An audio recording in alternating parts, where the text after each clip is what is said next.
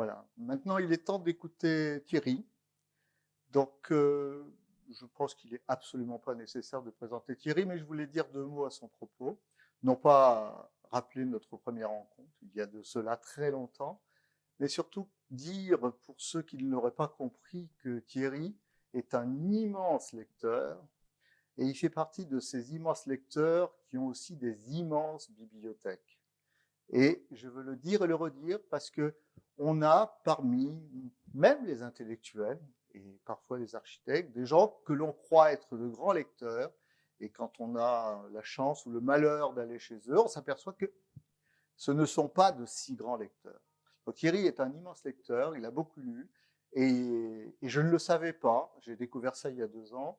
Il a une lecture assidue, fine et très attentionnée de l'œuvre de Paul Virilio, et au-delà de Paul Virilio, de tout ce qu'entourait l'œuvre de Paul Virilio.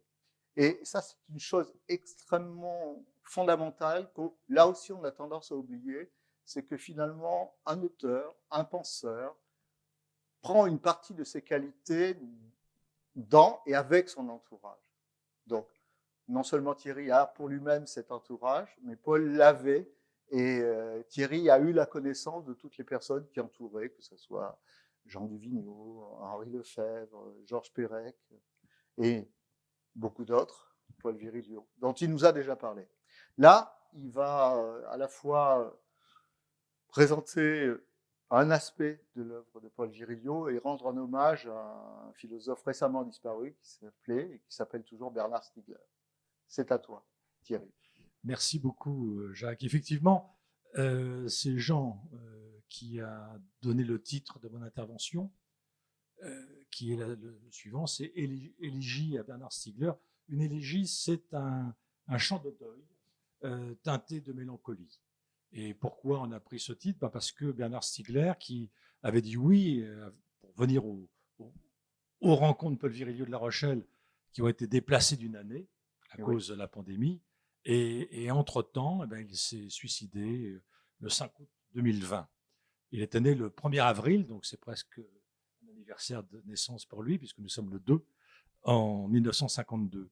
On connaît le philosophe inventif présent sur de très nombreux fronts.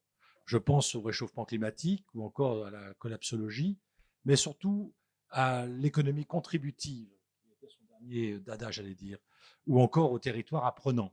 Il venait de signer un grand contrat avec Pleine Commune, à côté de Paris, pour essayer d'inventer quelque chose d'autre.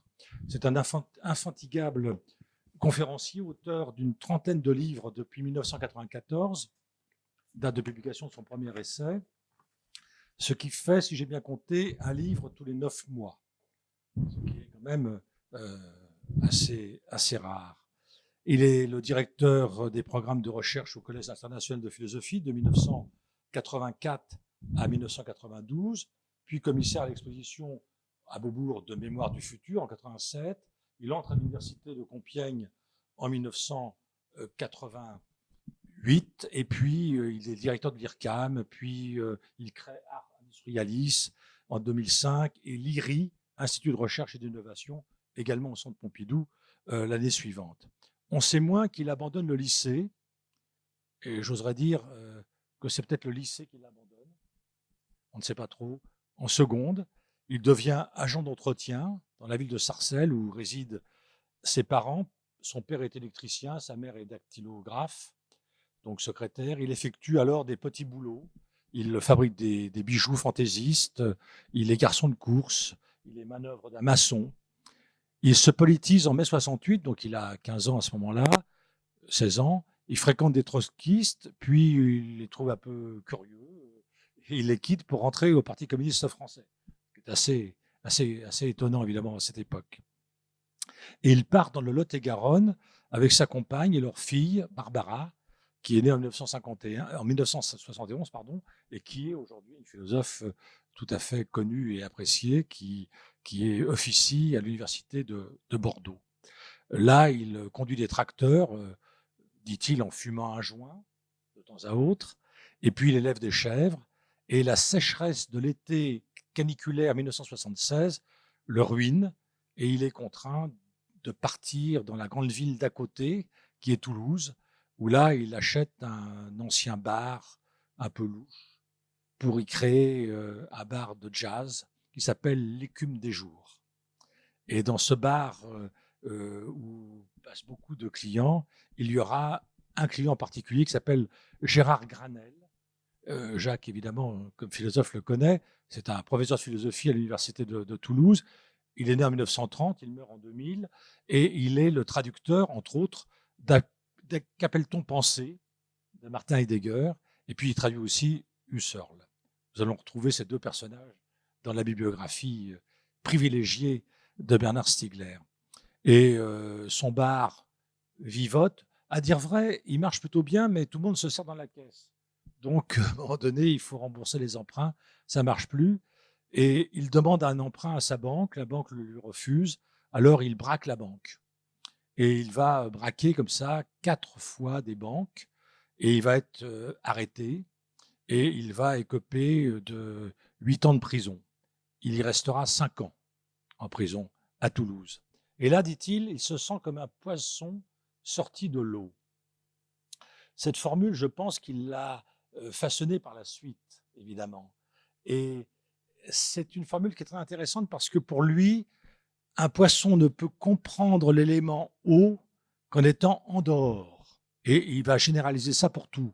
On ne comprend une situation que quand on n'est plus dedans, d'une certaine manière. Alors là, il fait une grève de la faim parce qu'il est dans une cellule à plusieurs et avec d'autres délinquants qui ne comprennent pas ce que ce type fait là. Et puis, Granel, son ancien client des bars à jazz, vient lui apporter des livres et lui dire allez, passe l'examen qui te permettra d'avoir l'équivalent du baccalauréat. Il fallait ça à l'époque pour pouvoir rentrer à l'université.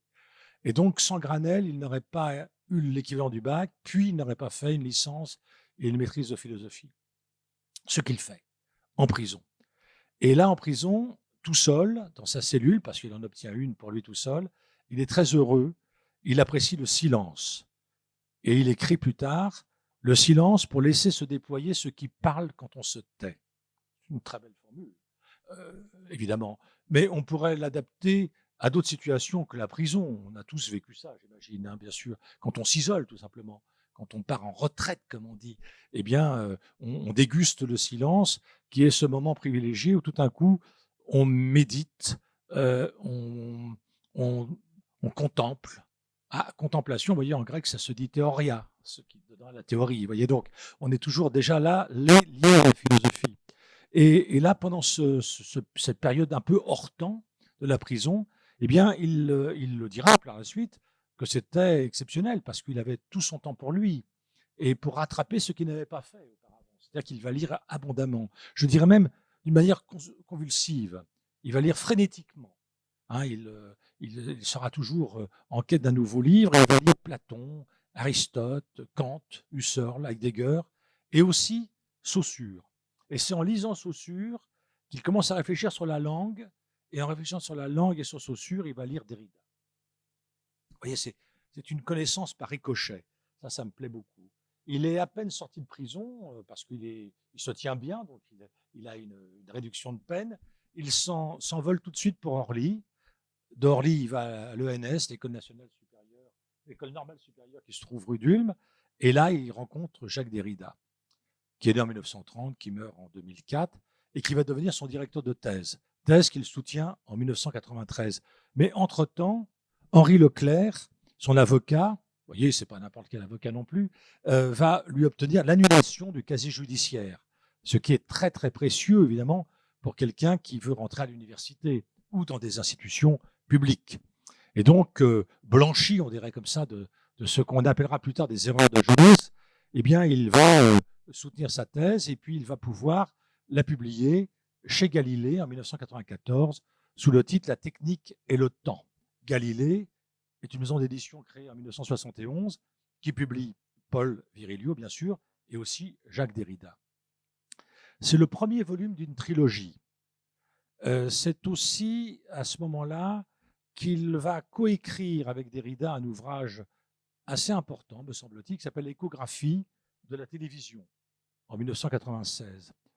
Et suivront de très nombreux ouvrages dans lesquels sont mentionnés parfois d'autres livres à paraître avec les appellations de tome 1, tome 2, tome 3, comme s'il avait déjà toute une sorte de planification des livres à venir. C'est assez vertigineux. Hein. C'est comme si, moi en vous parlant maintenant, je vous dirais, j'expliquerai ça en 2034 dans le volume 8 du livre que je suis en train d'écrire. Vous voyez, c'est quelque chose d'assez étonnant. Il anticipait sur la construction d'une œuvre. Parce qu'en fait, et là je le dis maintenant, même si je l'écrivais dans mon texte un peu plus tard, tant pis, la parole étant parlante, je dis ça comme ça, c'est la grande différence aussi avec Paul Virilio, c'est que Bernard Stiegler systématise sa pensée. Il a construit en quelque chose qui a eu une très grande unité dès le début. Or, Paul, lui, avance plutôt de livre en livre, par une sorte de dérive, j'allais presque dire. Et c'est, pour moi, évidemment, tout à fait passionnant. Il ne fait pas référence à Paul Virilio à 2-3 fois seulement dans ses livres. Et de la même manière, Paul Virilio ne fait pas référence non plus à Bernard Stiegler. Donc j'étais un peu embêté lorsque Jean m'a proposé cet article, parce que du coup, j'ai repris les livres évidemment de Bernard Stiegler et de Paul Virilio, et j'ai vu au contraire plus de différences, c'est ce que j'expliquerai dans mon exposé, plutôt que de points communs et de complicité. Et là, seule Sophie pourra nous répondre tout à l'heure, est-ce qu'ils se sont rencontrés en dehors? C'est-à-dire, est-ce qu'ils déjeunaient ensemble, dînaient ensemble, est-ce qu'ils se rencontraient? Je crois, moi plutôt, j'imagine comme ça, je suis Baudor, que Michel Delorme, le patron des éditions Galilée, donnait un livre de Paul à Bernard s'il venait d'être publié, et réciproquement donnait un livre de Bernard à Paul parce qu'il venait de paraître. Mais on ne sent pas vraiment une espèce de dialogue entre auteurs. Hein, ça m'a un peu surpris. Alors je reviens à l'œuvre de Bernard Stiegler. Et là, je dois faire une confidence, c'est que lorsque j'ai téléphoné à Bernard pour qu'il vienne à La Rochelle, il était tout à fait enthousiaste. Il a même reporté un voyage en Chine d'1 ou 2 journées pour pouvoir être ici avec nous. Il ne savait pas évidemment qu'il allait être malade et qu'il allait évidemment se suicider. Et ce qui m'avait gêné dans mon coup de téléphone, c'est que je n'osais pas lui dire qu'il faudrait qu'il insiste beaucoup sur son rapport ou son non-rapport à Paul Virilio. Parce que ça peut aussi être l'objet d'un exposé, de dire, voilà, on était finalement sur des sujets assez voisins, mais en fait, c'est pas lui qui m'a le plus influencé. Bon. Et de la même manière, ma lecture de Bernard est une lecture qui a toujours été difficile. C'est un auteur difficile. Alors, comme je l'écris dans ma conférence, souvent on ne dit pas difficile, on dit exigeant. Parce que c'est plus neutre. On dit voilà, c'est une lecture exigeante. Non, c'est une lecture difficile. Et pour préparer cet exposé, j'ai regardé un peu ce que d'autres pensaient de Bernard Stiegler. Alors, il y a quelques livres en anglais qui sont tout à fait admiratifs. Ils en font un des penseurs français les plus importants. Cette notion de penseur français les plus importants m'a toujours un peu irrité. De la même manière, quand on dit c'est le plus grand architecte, c'est le plus grand musicien, le plus grand chorégraphe. Non, ça ne me plaît pas trop, cette notion. Il vaudrait mieux dire c'est celui qui m'a le plus marqué ou celui avec lequel j'ai le plus d'atomes crochus. Ça m'irait mieux, voyez, parce qu'on en oublie toujours un qu'on ne connaît pas et qui peut-être se révélera être plus important bien plus tard. Et donc, Bernard Stiegler, pour moi, est-ce que c'est un penseur important? Non, c'est un penseur. Alors, lorsque j'écoute comme ça des tas d'émissions de radio et qu'on me dit le penseur français le plus lu au monde est Bruno Latour, qui, moi, ne m'intéresse pas trop, je suis un peu gêné.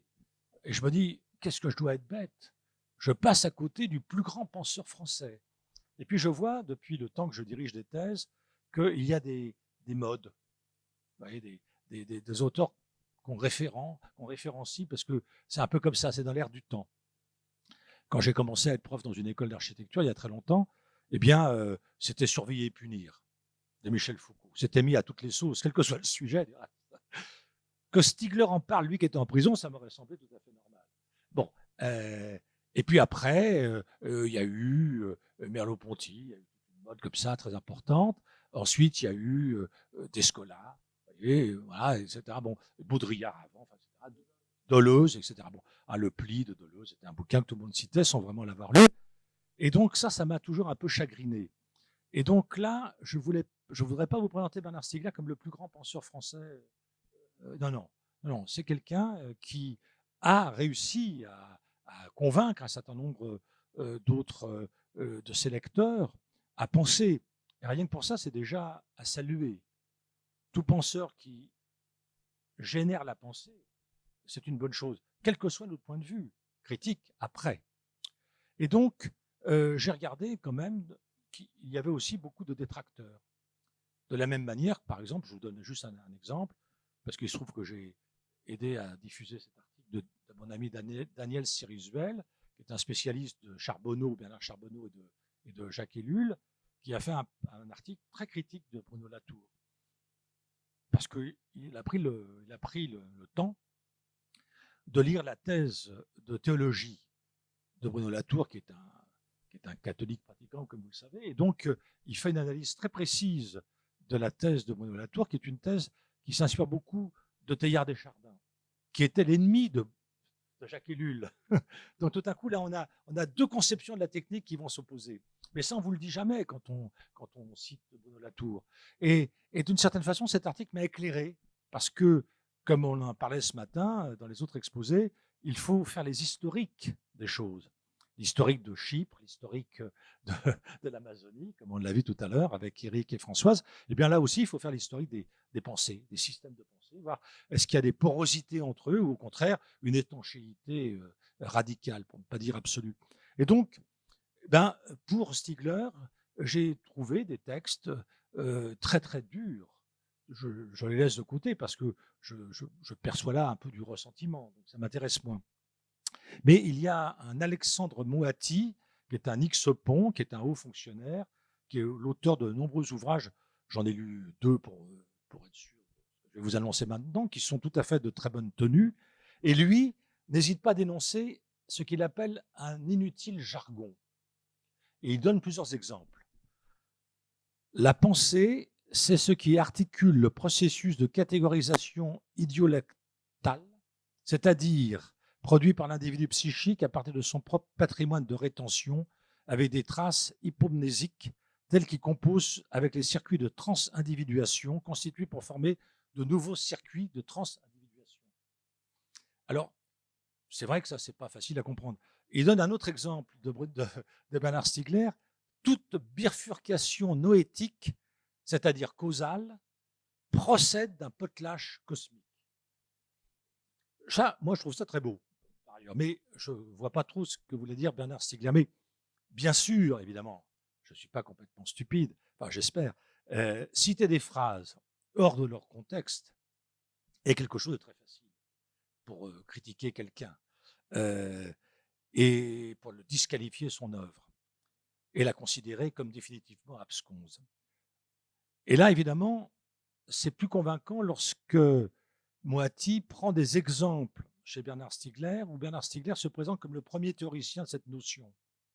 Et là, Alexandre Moati nous raconte toute la généalogie de la notion en question, qui précède de 15 ans, 20 ans, 30 ans, la formulation par Bernard. Donc on a tous ça dans notre histoire. On sait tous, évidemment, qu'un penseur, à un moment donné, pas forcément volontairement, s'approprie quelque chose qui devient sa propre pensée. Un de mes amis germanistes me racontait que, lisant la thèse de Merleau-Ponty, il s'est aperçu que sur cette psychologie du comportement, il s'est aperçu qu'il y avait des passages entiers d'Erwin Strauss, le théoricien allemand qui a écrit ce grand livre, Le sens des sens, en 1935, qui étaient recopiés, sans guillemets. Mais en fait, quand on lit Merleau-Ponty, on s'aperçoit que Merleau-Ponty n'est pas un homme du plagiat, mais il intègre si bien la pensée de l'autre à la sienne qu'elle devient un élément constitutif de sa pensée. Et ça ne me gêne pas. Ce n'est pas gênant. Enfin, me semble-t-il. Et donc, du coup, c'est pas parce qu'il y aura des phrases un peu compliquées chez Stigler qu'il faudrait tout de suite dire « Ah là là, il n'est pas capable de parler comme tout le monde ». C'est vrai, comparativement à Paul, qui est d'une très grande limpidité. Là, j'essaierai d'expliquer pourquoi tout à l'heure.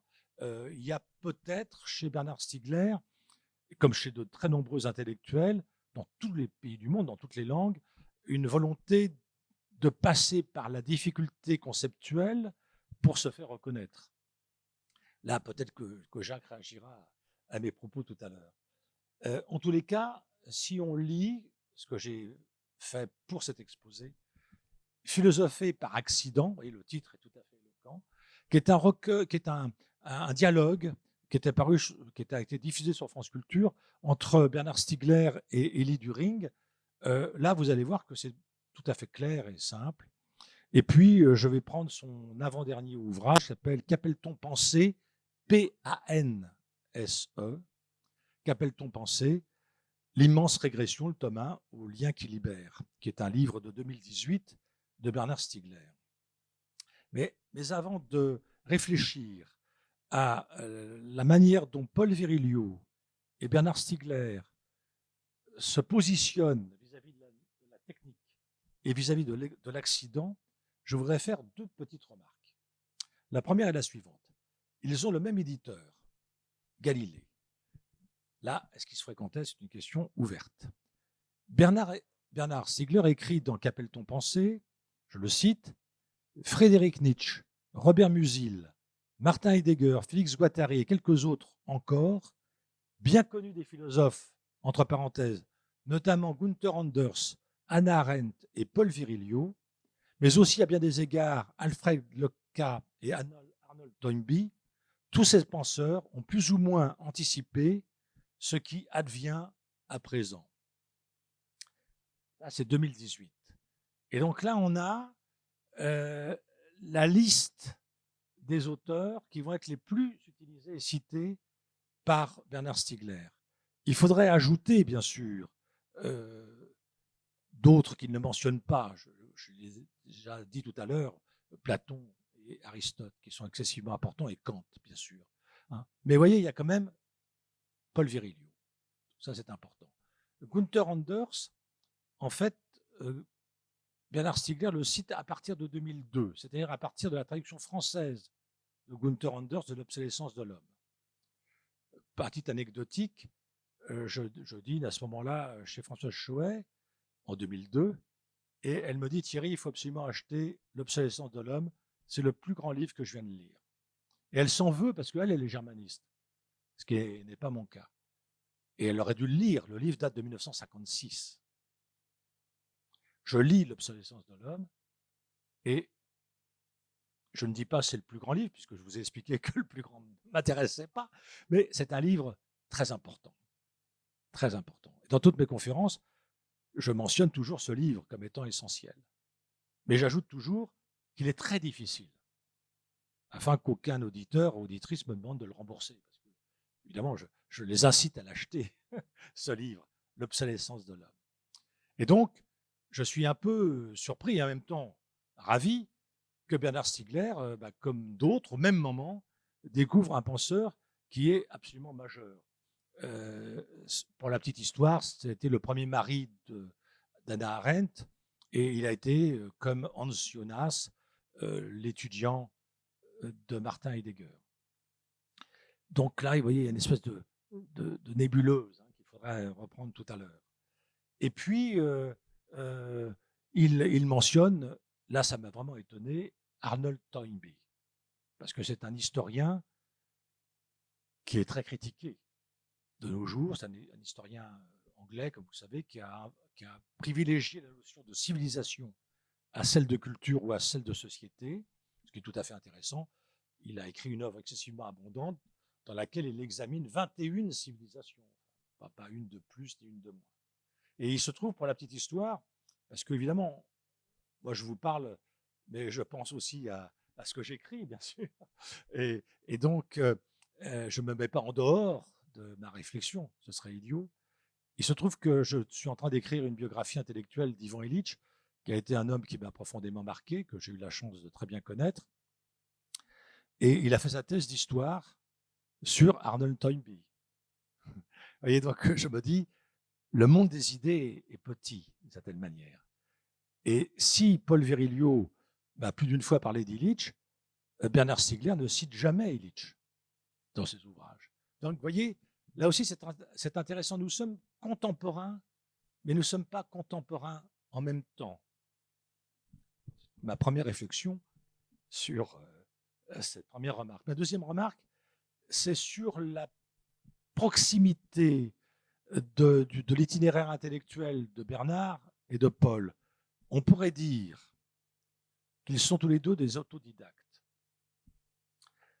Ce mot en grec signifie s'instruire sans maître.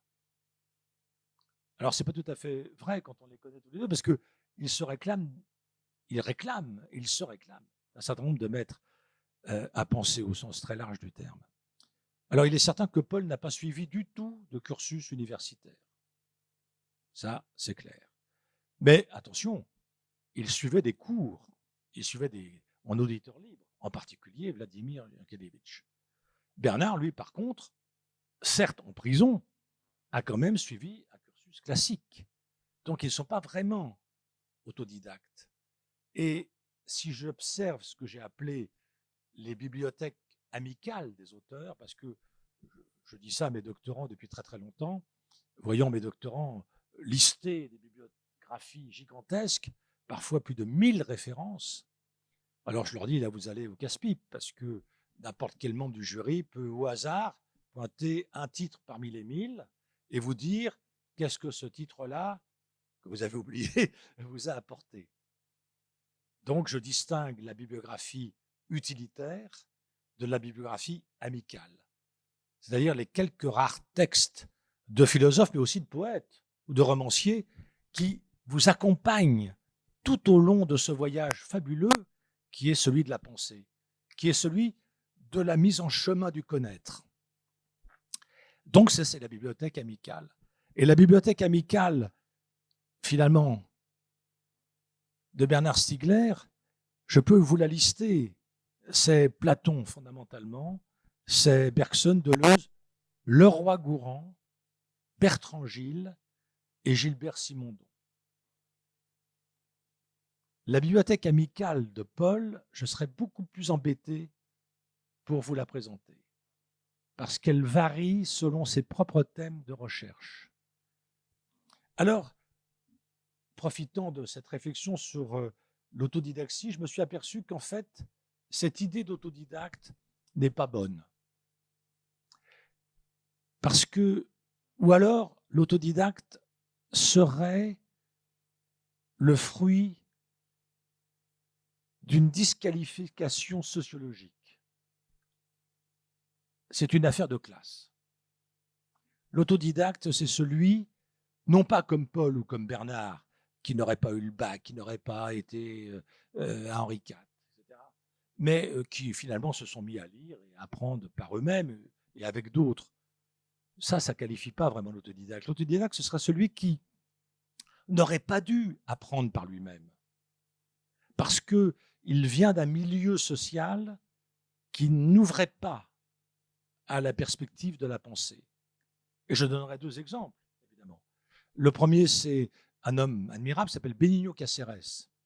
Ça vous dit peut-être rien, c'est un ouvrier charpentier que Paul a connu, et réciproquement, parce que Benigno était aussi à la Revue Esprit. Benigno Caceres est ouvrier charpentier, ses parents sont illettrés, il entre à l'école des cadres d'Uriage, école pétiniste, qui opte en 1942 pour la résistance. À ce moment-là, il est dans le maquis et à la Libération, il cofonde Peuple et Culture, un mouvement très important en France. Et à l'âge de la retraite, il passe une thèse. Donc, vous voyez, là on peut dire que c'est un autodidacte. Et l'autre exemple, que certains et certaines ici connaissent, c'est Michel Ragon. Sa mère n'est pas illettrée, mais elle lit, mais elle ne va pas écrire beaucoup. Et lui, le petit Michel, il abandonne l'école au moment du certificat d'études. Et puis on connaît son parcours toujours atypique. Et il va devenir l'historien de l'architecture et des villes que l'on connaît et que l'on apprécie. Et puis le très grand romancier. Et là, comme je vous fais aussi des confidences, une autre fois, dînant chez Françoise Choët, je lui dis, je venais de quitter Michel Ragon, que j'aime beaucoup. Je lui dis, Michel Ragon, c'est intéressant. Elle me fait, oh, pff. Alors là, j'ai compris qu'il y avait des différences de classe. Pas seulement dans l'appréciation, c'est que Michel Ragon n'était pas un universitaire. Et quand il a eu sa thèse de doctorat, aucune école d'architecture en France ne l'a engagé. Alors, c'est peut-être deux figures d'autodidactes. Vous voyez que grâce à vous, rien qu'en préparant cet exposé, je me suis mis à réfléchir sur cette notion qui me paraît finalement assez discutable. Elle a eu un sens, mais elle n'en a pas vraiment. Et je vais vous expliquer que je pense que nous sommes tous ici, dans cette salle, des autodidactes. Dès que nous décidons d'étudier un sujet qu'on ne connaît pas du tout, et qu'on va le découvrir progressivement tout seul. Donc moi, je suis un autodidacte. Je suis un autodidacte parce que je suis toujours en train d'étudier. Je redouble chaque année, mais avec un certain plaisir. Il faut que je m'arrête? Je n'ai pas commencé à me l'exposer parce que... éléments. Ah oui, non, il faut que je commence à l'exposer. Si tu peux, Thierry, une demande. Être le plus synthétique possible pour qu'on ait le temps de quelques questions avant de passer à l'exposé suivant. Bon, d'accord, alors je vais aller très vite. C'est pour la salle, pour le public et pour Internet. Alors attends, tu sais pas ce que je vais faire, je vais éteindre ça. Comme ça, je ne serai pas prisonnier de mon texte. Non, parce que là, c'était le début. Hein. Donc voilà, ce que je voulais vous dire, c'est la chose suivante. Ouais. Et ça fait un écho avec ce qui a été dit par Claire tout à l'heure. Ouais. Bernard Stiegler découvre sous la plume de Jacques Derrida la notion de pharmacone. Bon, c'est un terme grec, je ne rentre pas dans le détail, pharmaca, au pluriel pharmakoi, etc. Bon, c'est un terme qui désigne à un moment donné de l'histoire de l'écriture grecque, et du vocabulaire grec, parce que ce n'est pas le même sens chez Homère, chez Socrate, etc. Donc ça, je passe tout ça, je l'ai dans mon ordi. C'est un mot qui désigne à la fois le remède et le poison. Et ça part d'un texte, de plusieurs textes de Platon, je ne vais pas rentrer dans le détail non plus, que commente Jacques Derrida. Et donc, je subodore évidemment que Stiegler, qui est très lié à Derrida, apprend de Derrida cette idée que dans le Phèdre de Platon, il y a tout un exposé sur qu'est-ce que c'est que l'écriture qui nous libère de la mémorisation immédiate, mais qui en même temps nous permet indirectement de mémoriser ce qu'on a oublié, parce qu'on l'a gardé par écrit. Et Platon est plutôt du côté de celui qui dévalorise l'écriture parce qu'il pense que l'on réfléchit en dialoguant et que c'est par la parole, le logos, qu'on construit la pensée. Alors Derrida lui va dire, ben non, les deux sont utiles. Il nous faut de l'écriture, il nous faut aussi de l'oubli pour pouvoir se mémoriser cette écriture. Et donc on a là cette idée que le pharmacon, c'est ce qui est et ce qui n'est pas. Et là, on l'a entendu tout à l'heure pour Claire, il y a cette idée, effectivement, que je rencontre très fréquemment, que quelque chose est potentiellement son contraire. Et pour Bernard Stiegler, ce qui n'est pas le cas pour Derrida, la technique est à la fois un poison et à la fois un remède. Donc je vais très vite, évidemment, là-dessus. Je caricature, évidemment. Donc pour Derrida, pour Stiegler, La technique, pour le dire en des mots beaucoup plus vulgaires, c'est à la fois du bien et ça peut être aussi du mal. Alors ça, c'est pas du tout de l'analyse de Paul Virilio sur la technique, ni celle de Heidegger, ni celle de Ellul, ni celle de Illich. Vous voyez ce que je veux dire, c'est que je le caricature encore plus.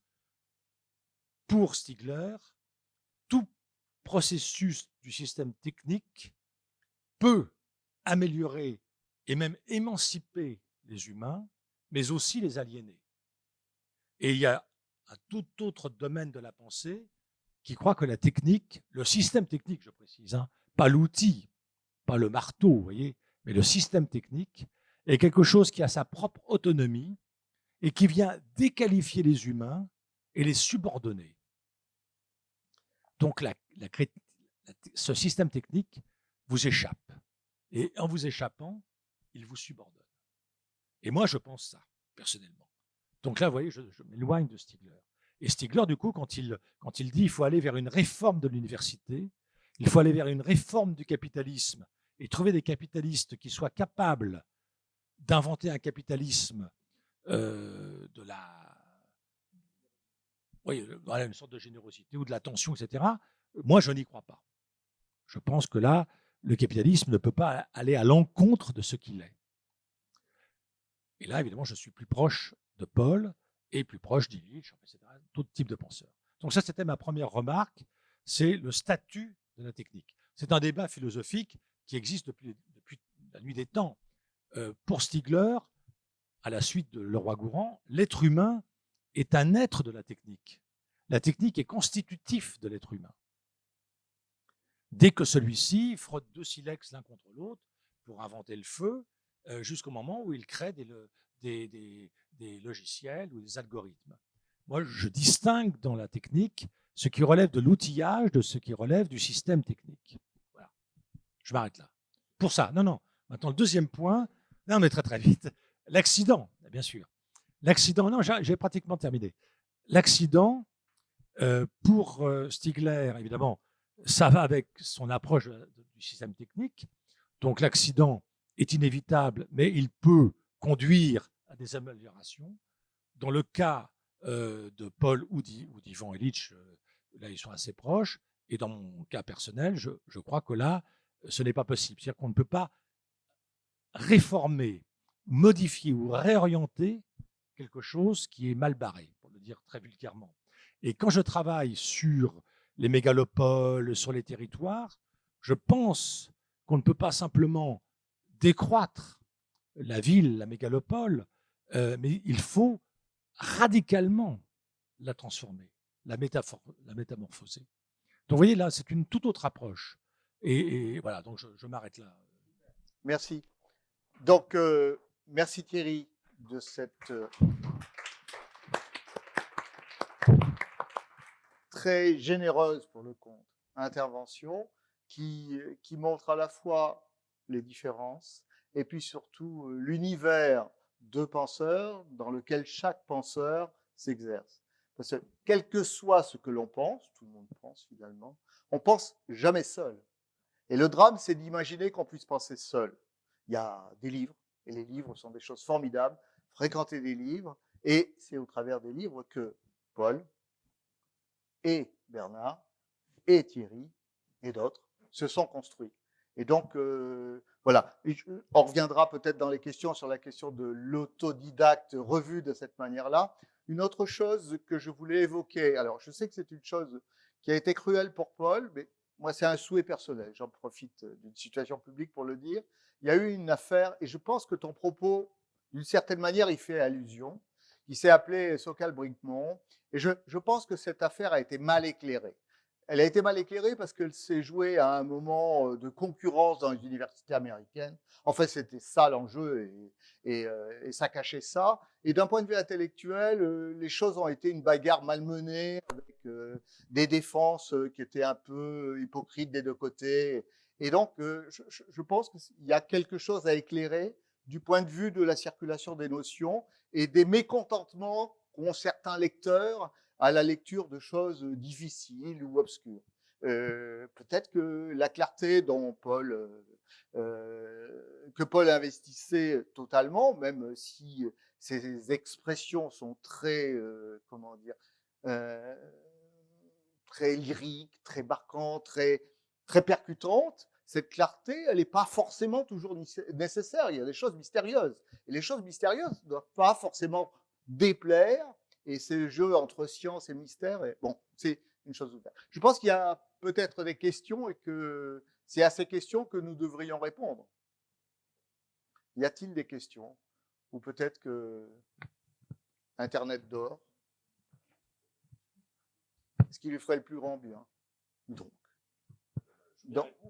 oui, peut-être. Répondre sur cette question-là, parce qu'on l'a déjà évoqué ensemble et tu m'as dit non, c'est quelque chose de douloureux.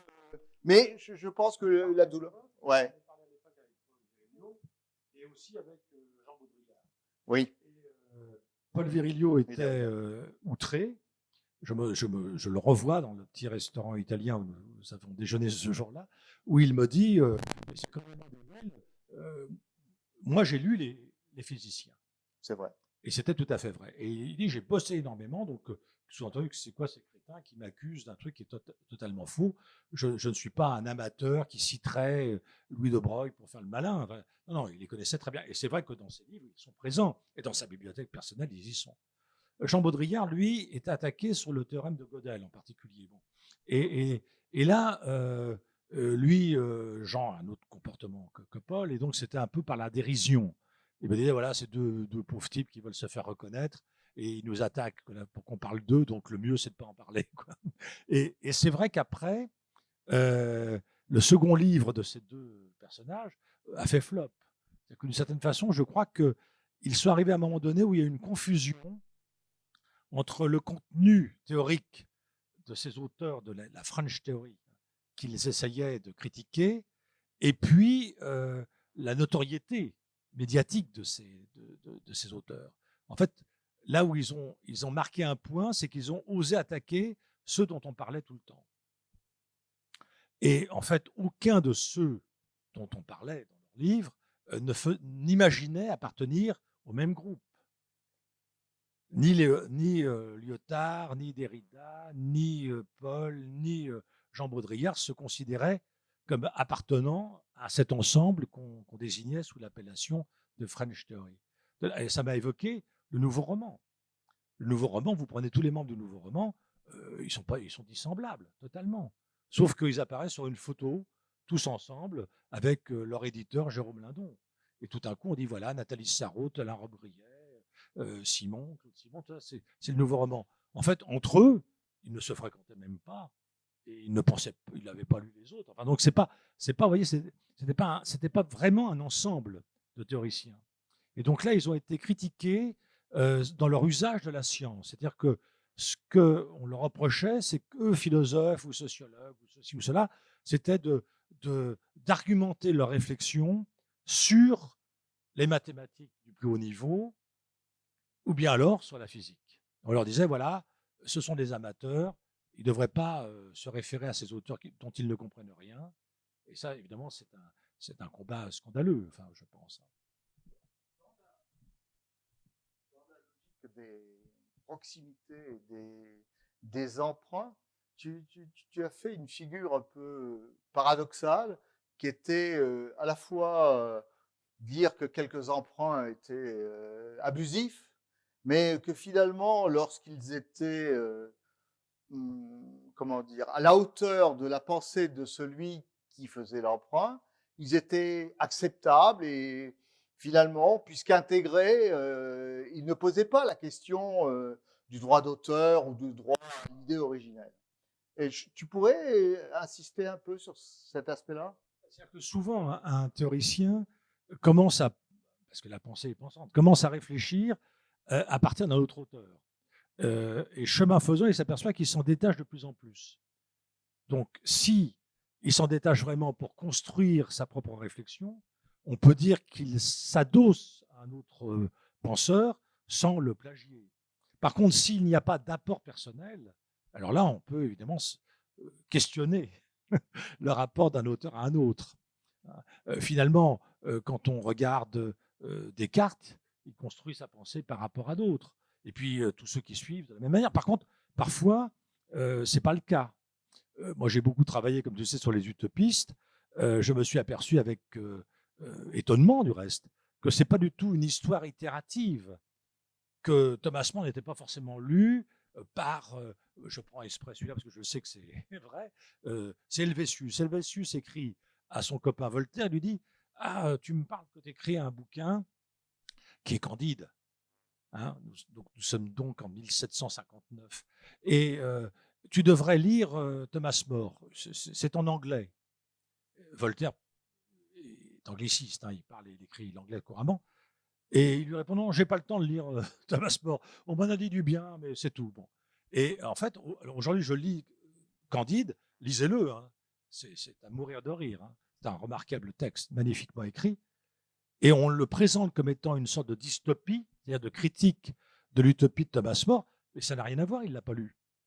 Donc ce n'est pas grave. C'est ça que je veux simplement dire. C'est que tu as toujours, dans le cheminement de la pensée, tu as des sauts, hein, des bonds, comme tu as des parenthèses ou des oublis.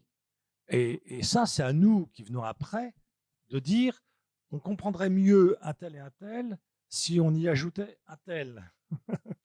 Par exemple, là, je viens de terminer un ouvrage sur les premiers écologistes nord-américains, donc Emerson, Thoreau, Downing, Margaret Fuller, parce qu'il y a une femme absolument remarquable qui me plaît beaucoup. Enfin bon, ça c'est personnel. Bon, ensuite, il y a d'autres auteurs comme Olmsted, comme Aldo Leopold, comme Lewis Mumford. Bon, et travaillant sur ces personnages, je me suis aperçu qu'en fait, soit ils se connaissaient personnellement, s'ils sont de la même génération, soit ils se lisaient.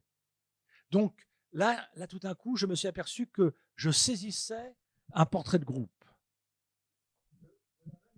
Tu as dit quelque chose que j'ai trouvé très, très élégant. C'est, moi, j'ai fait une expression ridicule, la contemporanéité décalée. C'est-à-dire que des penseurs peuvent penser des choses proches à des moments différents, y compris des choses qui s'opposent, une sorte de croisement. L'un pense comme l'autre à un autre moment sur un sujet, et sur un autre sujet, ça se croise. C'est assez extraordinaire, comme s'il y avait, c'est ce que tu viens d'évoquer, des cheminements de la pensée, et dans ces cheminements, des croisements heureux dont on aimerait connaître le point où ça se croise, à quel moment la chose a pu être faite. Et je sais que c'est quelque chose qui te passionne de savoir comment les choses adviennent et comment les pensées se croisent. Oui, encore quelques mots là-dessus. C'est juste ce que j'appelle la géohistoire de la pensée. C'est-à-dire comment une pensée se constitue à un moment et comment ce temps se territorialise, si je puis dire. C'est-à-dire qu'il y a toujours une géographie de la pensée. Je donnerai un exemple, parce que je ne vais pas en donner 50 000, vu qu'on est au pas de course. Ça m'a toujours surpris. J'ai posé la question à Henri Lefebvre, que j'ai eu la chance d'interviewer plusieurs fois. Je lui dis, voilà, vous êtes pratiquement, il est né en 1901, Sartre est né en 1905. Je lui dis, vous n'êtes jamais rencontrés, vous n'avez jamais dialogué ensemble. Je dis, pourtant, dans Critique de la